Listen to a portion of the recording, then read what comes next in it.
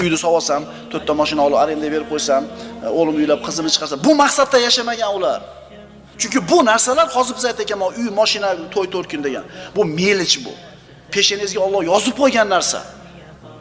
Oliy maqsad Allohni rozi qilishda niyat qilsangiz ham bo'laveradi, bu peshanangizda yozilgan. Agar shuni maqsad qilib boshingizga kiyib olsangiz ham bo'laveradi. Ishonaveringlar. Agar shu gapim to'g'ri bo'lmasa, nima kattalardan so'ranglar. Kim aytgani bo'lar ekan hoji akalar?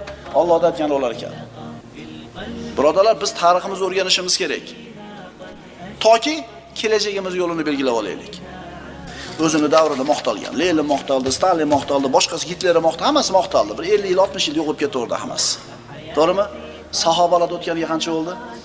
1000 yildan o'tdi. Ismi aytilsa hali ham roziyallohu anhum ajma'in deb aytyapmiz. Maza qilyapmiz atlarni, qissalarni eshitib. Nimaga bular shunday bir zikri qoldi? Qiyomatgacha zikr qilinadi bular. Chunki bularda hayotdagi maqsadi Allohning roziligi edi.